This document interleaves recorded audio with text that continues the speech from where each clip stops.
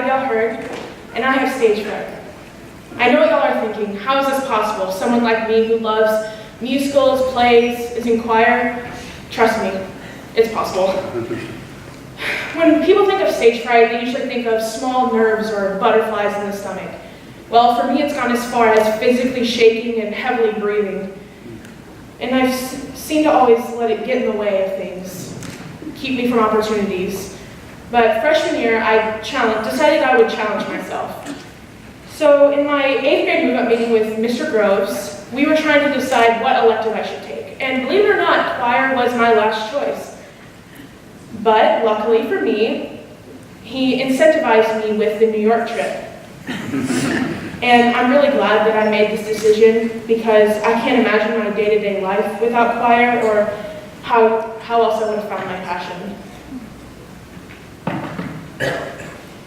As some of you may know, fine arts, or singing in my case, has a very strong competitive atmosphere, so I wanted to be the best. So I auditioned for many plays and musicals and participated in many contests, but no matter how many times I auditioned, I was still nervous, still physically shaking, still had stage fright. But freshman year, I told myself I wouldn't let it get in the way, so I auditioned for Beauty and the Beast. Well, at first my audition was going well. I'd finished my monologue, I was feeling good, but then I knew I had to sing, and then the shaking started to occur.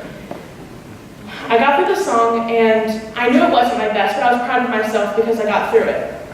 The next day the cast list was posted, so naturally I sprinted upstairs to see if I had made the show. I looked the list up and down at least 3 times. My name wasn't on the list. I was heartbroken, mostly because I had to join the swim team.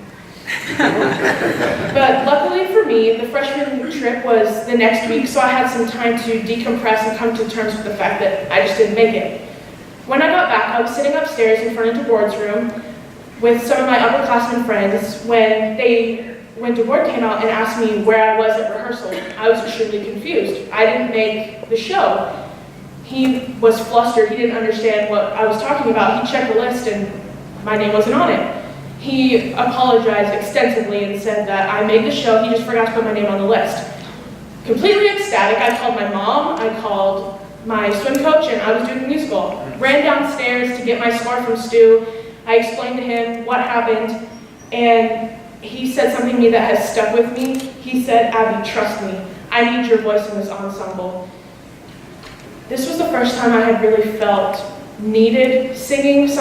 I had this new level of confidence, and unsuspectingly, I recreated this feeling a little bit more than a year ago. I was at a coffee shop named the White Rhino by my house with my mom and my brother. We were sitting outside when I heard a group of college kids having like a little impromptu jam session, if you will. And I was talking to my mom about one of our choir concerts, and she was talking about how proud she was of me for getting the solo. When one of the girls walked by, she overheard and she started to approach. The shaking started to occur again. She asked me if I wanted to come sing with them. Before I had the chance to say no, my mom cut me off and told me, "Honestly, Abby, what have you got to lose? You don't even know these people." And of course she was right. So when I mustered up enough courage to actually stand up, I walked over there, staring at the ground, made no eye contact, sat down next to the guitar player. When I looked up, they immediately started asking me questions. They asked me what was my name, where was I from, basically my entire life story. So I felt a little bit more comfortable, and then the guitar player said, "You know what, let's just play around, let's just jam." So that meant we had to improv, kind of ad-lib, which I had never done before, so again, I got extremely nervous. But I told myself, I had already made it this far, why not just try it? So I did. And as soon as I started, I felt all of these eyes on me, and I got extremely nervous. When I looked up, they were all smiling and they applauded me. This whole why not and who cares mentality really began to overflow me, and it seemed like 2 hours I stayed, and my mom even had to take my brother home and come pick me back up.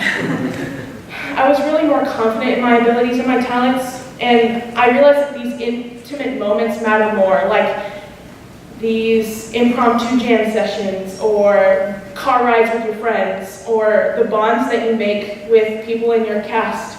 or your theater group, or your choir, not those few disapproving people on social media.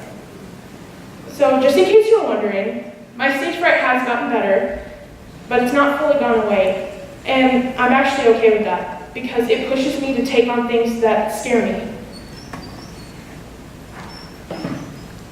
So contrary to popular belief, I have stage fright. I shake and I breathe heavily, but I'm a stronger person and performer because of it. So basically what I'm trying to say is thank you. Thank you, stage fright. Thank you for pushing me to be my best, because I wouldn't have found my passion, my friends, or my Oakridge family without you. Thank you.